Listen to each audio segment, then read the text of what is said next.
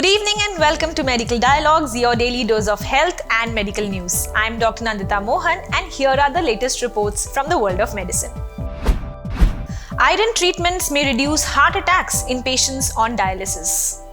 Coronary artery disease is prevalent in patients with chronic kidney disease, but how often do heart attacks occur in patients on maintenance hemodialysis, and the appropriate treatments to try to prevent heart attacks in such cases is a matter of debate still.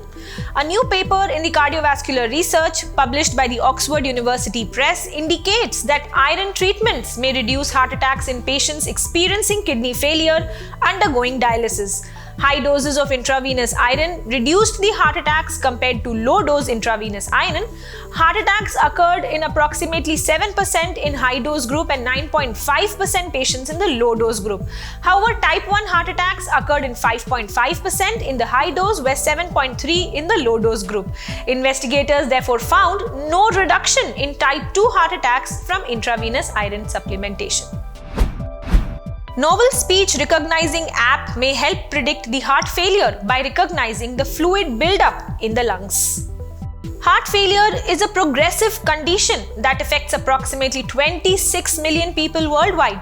Most patients with heart failure present to the hospital with fluid retention, which manifests as worsening dyspnea caused by pulmonary edema.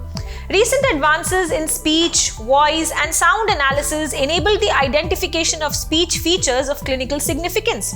Various speech processing algorithms have been developed to use such features in screening for depression, pneumonia, asthma, coronary artery disease, and an autism spectrum disorder even. In a recent study, researchers have developed a novel mobile app by the name Hear-O that detects the changes in speech which predicts clinical congestion in patients with heart failure. The authors concluded automated speech analysis technology can identify the voice alterations reflective of the heart failure status. This platform is expected to provide a valuable contribution to in-person and remote follow-up of patients by alerting to imminent deterioration, thereby reducing the hospitalization rates. Even mild increase in systolic and diastolic blood pressure tied with risk of aortic dissection. Hypertension or an elevated blood pressure is an important risk factor for aortic dissection.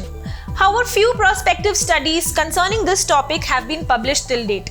Mild increase in systolic and diastolic blood pressure can increase the risk of aortic dissection, according to a recent study that is published in the Circulation Journal. These investigated the association between hypertension or elevated blood pressure and aortic dissection in two cohorts and conducted a meta-analysis of the published prospective studies. The researchers concluded that hypertension and elevated systolic blood pressure as well as the diastolic blood pressure are associated with a high risk of aortic dissection.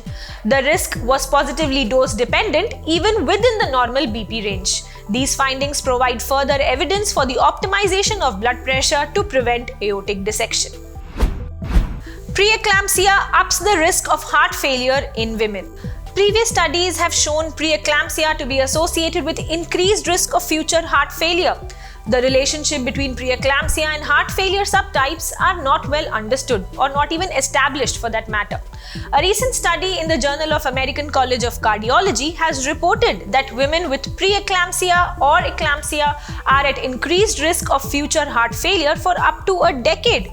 The study found eclampsia to be an independent risk factor for future hospitalizations for heart failure with preserved ejection fraction. The authors therefore concluded that preeclampsia is an independent risk factor for future hospitalization for heart failure with preserved ejection fraction. These findings are particularly important as heart failure with a preserved ejection fraction disproportionately affects women and can be challenging to treat. That's all for today. I shall see you tomorrow. Never miss a medical update from Medical Dialogues. Like, subscribe, and press the bell icon.